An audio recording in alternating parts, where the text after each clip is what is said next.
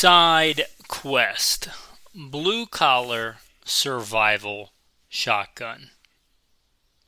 That's what we're going to talk about today on Gunfighter Life. Stay tuned for the podcast where we talk about guns, gunfighting, tactics, ballistics, the right way with God at the center, Judeo-Christian values, and real-world first-hand experience. Now, I have said before that I think the shotgun is the most versatile small arm. People often debate survival rifle, and I talk about survival rifles a fair bit. But if you told me I could only have one long gun for the end of the world as we know it, for SHTF, for when the peanut butter and chocolate hits the fan, I could only have one long gun. No caveats, right? If you throw in a caveat like it's Red Dawn or something, right, it'll be something different. If you give me enough caveats, I could pick almost any gun because a lot of guns have certain niches. But if you said broad spectrum, peanut butter and chocolate's hitting the fan, no other information, you gotta have one long gun. I wouldn't pick a rifle, I would pick a shotgun. A shotgun is the most versatile. Maybe it's not as cool on Instagram, maybe you're not throwing a suppressor on it, maybe it's not as cool, all the Gucci stuff you can throw on there, but it's practical. The point of survival is surviving. It's the most versatile small arm. Nothing else can pluck a mourning dove out of the air regularly so that you can eat it and take down a charging grizzly bear, is decent at room clearing and stopping a vehicle, and then being able to go less lethal. Like, nothing is that versatile except the shotgun, just by changing what you're putting in it. It is crazy versatile, and I've talked about that before, so I'm not going to rehash that out now, but in keeping with that, I have, for a long time, my go-to kind of, if I could only have one, it was going to be the Benelli M2, and it's still a fine shotgun. It's still one of my go-to shotguns. I took an elk with it this year. It's good. I've got two different barrels for it. It's a phenomenal shotgun. It's inertia. It's probably the best, in my opinion, all-around semi-auto survival shotgun. For a long time, it was my go-to. Well, why is it not my go-to maybe anymore? Well, because I have a Mossberg 590S Van Comp. It is a pump, so it is a little bit slower, but it can take the short shells. One of the big drawbacks of the shotgun, and it often gets thrown around, I don't think unjustly so, in survival scenarios, is the ammunition's heavy. And fair point. Check, but not mate. The ammunition is heavy. Enter the short shell. Short shells are just what they sound like. They're shotgun shells that are shorter. Now, some people want these because they're less recoil, which is a valid point. Some people want these because you can fit more in the magazine, which is a fair point. But in a survival situation, I think where they really shine is you can carry more of them for less weight. Both Aguila, I think there may be some other boutique companies that make them, but the big two that make the mini shells are Aguila and Federal. I think Federal calls theirs the shorty shells and Aguila calls theirs the mini shells. But they both make them. There are slug loads, buckshot loads, and birdshot loads.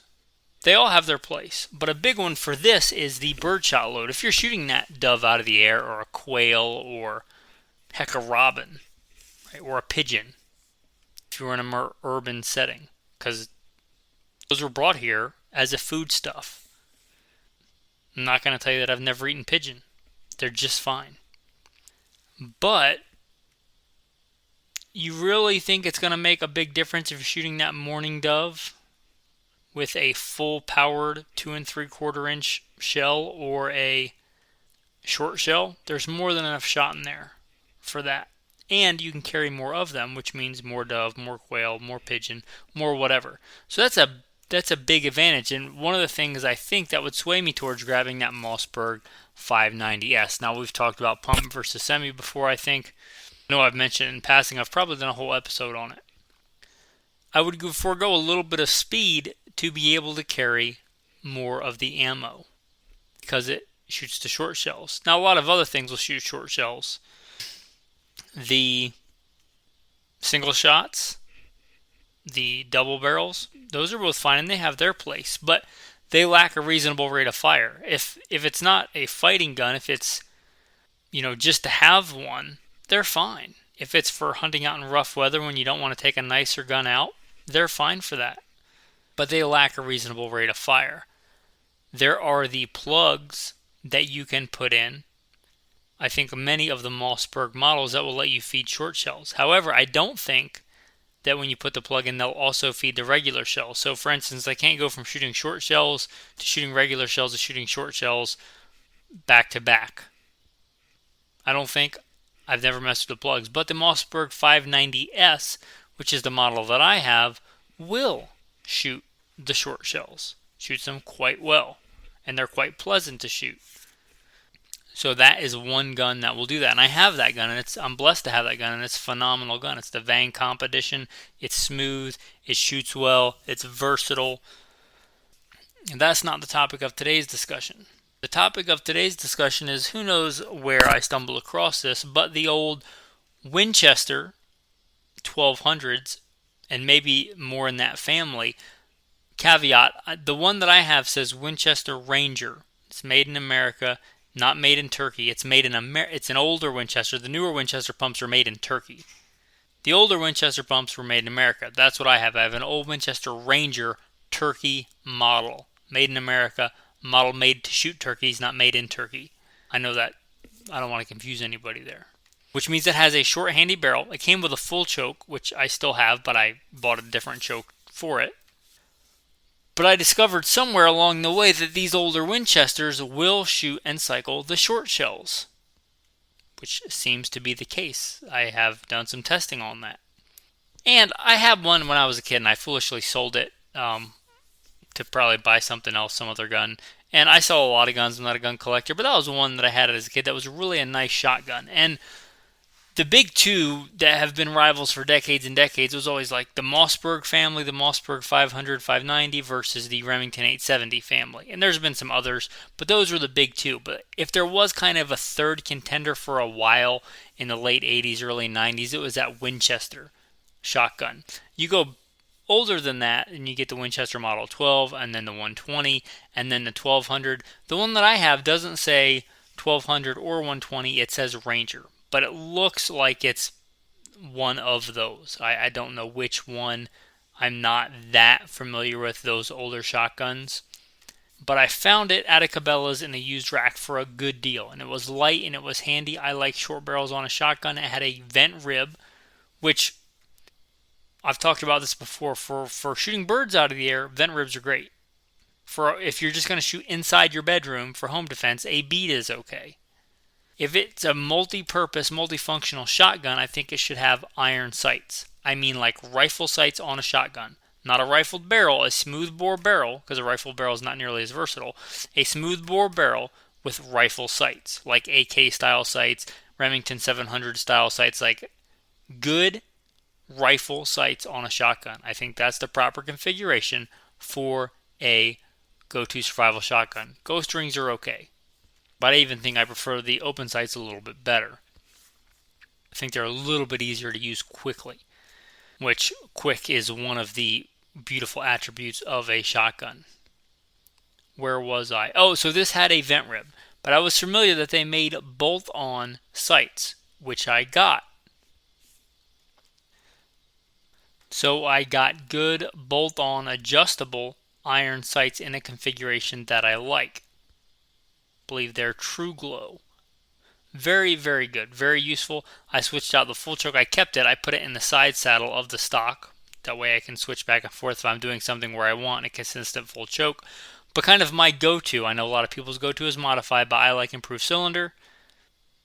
It's usually what's recommended for slugs, and if slugs are on the menu, I like an improved cylinder. I also think it's really versatile for hunting. So I like improved cylinder. If you like a modified, we can still be friends. So I got a full choke in that side saddle where you carry extra rounds. So I've got an extra choke in there. And now I've got all the versatility of the shotgun with the sight configuration that I like. Worse, if the iron sights break, which iron sights do break, it's not like they're indestructible. I love iron sights, but they break. But if they do, I still have a good vent rib. I'm sure a vent rib could break or come unwelded if it was a piece of junk made in China shotgun or something, but I've never seen. I'd hate to see what you'd have to do to a shotgun barrel short of like running it over to mess up the rib on it. So I'd still have a rib. But anyway, I mounted the sights on there, went out and sighted it in with slugs, which is about as much fun as you can imagine, shooting a whole bunch of slugs, uh, tediously adjusting iron sights and then shooting more slugs. I can still vaguely see a bruise on my shoulder. Such is shooting a lot of slugs through a shotgun, finding what slugs it likes, sighting them in. It's just part of it. But it's pretty accurate with slugs, this old Winchester Ranger turkey model. Shorter barrel, shorter than average barrel, so it's nice and handy. It's a good versatile shotgun. Now I've got iron sights on it, 2 chokes. I just had a random side saddle laying around. It did have some feeding issues, which may be why the guy sold it, maybe why I got it cheap. I don't know, but what I probably could have figured it out, but I've been working like crazy, working both jobs, doing the podcast, being a journeyman gunfighter, traveling all over with a gun, doing private security contracting. It's been a bit hectic. I'm not complaining. I'm just saying I probably could have taken the feed mechanism, trigger mechanism all apart and figured something out. But I went on eBay and they were starting at like $30 something for the entire trigger feeding assembly thing. So I figured it's not even worth the time and frustration for me to try and figure it out. I'll just buy one and I'll have the other one if I need it for a spare. There's probably only one part on there that's an issue. The other ones are probably fine, and that's where most of the small parts are. So consider that a tactical tip. If your go-to shotgun, if your go-to survival gun is a shotgun, most of that system is pretty rugged and robust. But many of the fine, smaller parts, smaller springs and stuff like that, they're probably in that unit. So maybe just get a spare, especially if it's a common shotgun and they're cheap. And that was cheap. I put a whole new feeding mechanism in it. I looked for one, and I think they all will feed short shells, but I looked for one with a feed ramp. I guess it's not a ramp, as I was. Feed ramp is a pistol. It would be the lifter, right? The lifter that lifts the shell up into the chamber. I looked for one that had kind of a more pushed up aggressive feed lip. I thought that might aid with the short shells. So if you're looking for one, maybe look for that. But mine seems to feed short shells really well. So it'll feed the short shells and regular shot, and it'll feed, the vast variety. I got no real desire, nor are they common, to shove 3.5ers in there, 3.5-inch shells, but it's really versatile. I hit it with some real high temperature ceramic spray paint because it's a function gun, not a form gun. It's real basic. It's got a basic stock. It's got a basic fore-end. I don't think this would replace if you said I had to grab this for the 590S for the end of the world as we know it, I would probably grab the 590S. But that 590S, although not as expensive as the Benelli, is pretty expensive, especially the Van Comp model, which I have. And especially some of the accessories I put on that thing are pretty expensive. I got, a rail with backup ghost ring iron sights. I have a red dot, the Van Comp edition, so it's been bored out. It's ported. It's a Ferrari of a pump shotgun. It's beautiful. But the idea for this side quest here was a blue-collar, working man's, really good, versatile shotgun. Affordable. And there's a lot of these old Winchesters floating around. And a lot of them were used. And I mean, like, used in the field, not like a lot of people do today. They like take a gun out in a sock and then lay it on a bench and then shoot it and then put it back in the sock and wipe it down with oil. I mean, these things are used in the field a lot. And do your own research for the ones that will feed short shells. Mine does. I've heard other people say that they do as well. But a lot of these are really, really affordable. So you might look into this for a blue collar alternative if you want a good, versatile shotgun. Now, there's a lot of good other pump shotguns that are cheap and affordable that aren't really coveted. You might find a good deal on a really good used Benelli Nova. Sears and some other companies did some knockoffs of the more popular shotguns over the years. And there's nothing wrong with those, but the thing that makes this one unique, I think, or fairly unique, is that it will feed short shells. So it got interchangeable choke. Oh, and it takes the older wind choke, which I really like the older wind chokes. Because the older wind chokes, they stick out a little bit, not a lot, not like a super extended choke, but they stick out just enough so you can turn them with your fingers. So you don't need any kind of special tool if you don't want. You can just grab them or grab a pair of pliers and turn them. And they stick out far enough to protect the crown of the shotgun, because you seriously can damage the crown of the shotgun if you shove it into something, smash it into something, drop it, it falls off the back of the truck. I would much rather just be able to swap out the choke than ruin the entire barrel. I like that old wind choke system. That's a big plus for me. So, I think it's a really cool blue collar, versatile survival shotgun. So, it may be something that interests you that you want to keep your eyes out. It does have sling swivels. The one thing I haven't done yet, but I need to get on this. I probably have one spare floating around somewhere. I just need to put a sling on it. It should have a sling. In the picture, it's not going to have a sling because I'll be honest, I haven't put one on yet.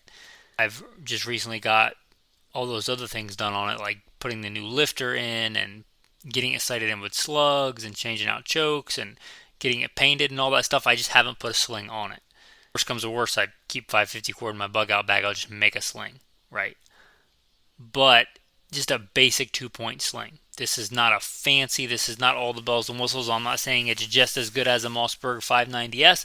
I'm not saying it's just as good as a Benelli M2 or M4 or 1301. What I'm saying is it's a good, affordable, blue-collar survival shotgun. So if that's what you're looking for, you may look at one of those older Winchesters. Do your own research whether it'll feed the short shells or not. They're really well-made American, fighting, hunting, defensive machines. With that, guys, I hope you enjoyed this episode. I've thrown a couple of tactical tips. They were sprinkled in along the way, so hopefully you're okay with that. This tactical verse of the day may sting a little. This people honor me with their lips, but their heart is far away from me. And in vain do they worship me, teaching as doctrines the commandments of men. Be sure he's railing against, the religious people of his day. Don't think that has, I'm not going to point any fingers right now, but don't think that has stopped. I would surmise there's a lot of things people think that are in the Bible that are not actually in the Bible. One day every knee shall bow and every tongue shall confess to God for things done. Make sure you know what's in your Bible. There's no salvation by proxy. I've never read that anywhere in the Bible. Because your dad was something, because somebody else is a Christian or some other Christian told you, you will give an account for what you've done. A lot of people call themselves a Christian, and it's not my place to judge your salvation. But God knows the heart. Make sure your heart is not far from Him. Thanks for listening, and have a blessed day.